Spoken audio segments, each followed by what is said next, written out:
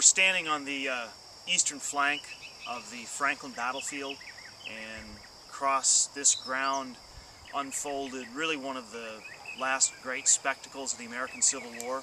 November 30th, 1864, the Confederate Army of Tennessee launches a truly massive frontal assault upon the Federal position on the southern outskirts of Franklin.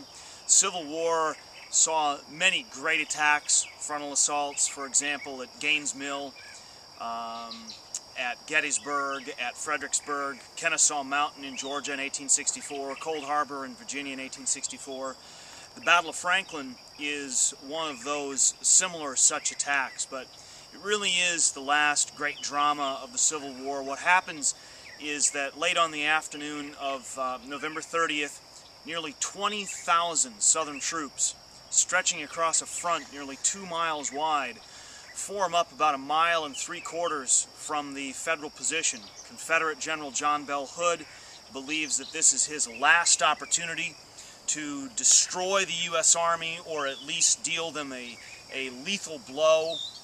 And so at 4 p.m., these nearly 20,000 Confederate soldiers, almost 100 regiments, men representing every state in what was the old Confederacy except North Carolina and Virginia, many Mississippians, a lot of Tennesseans who've come home for the first time in nearly 2 years, but men from Alabama, Georgia, South Carolina, Texas, even Missouri, begin moving forward.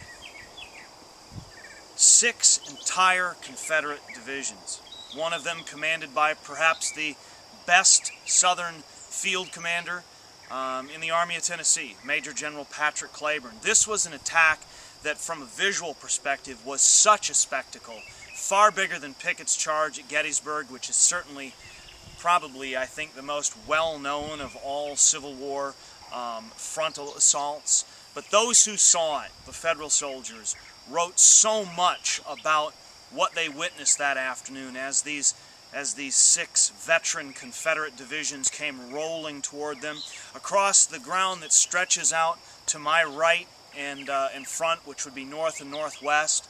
Major General William Loring's division, 3,500 strong, commanded 3 brigades commanded by John Adams, Winfield Scott Featherston, and Thomas Scott. Mississippi, Alabama, Louisiana soldiers, they began taking fire as they traversed this ground. Long-range artillery fire, 3-inch ordnance rifles, 12-pound Napoleons began tearing gaping holes in Loring's division.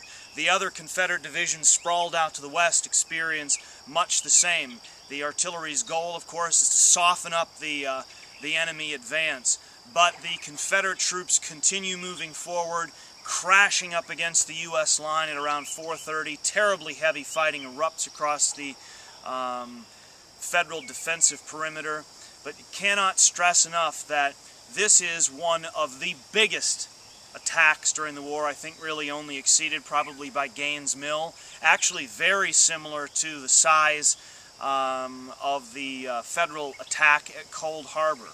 And those who participated in the attack, I think, understood full well what they were moving toward, and those who saw it never forgot it.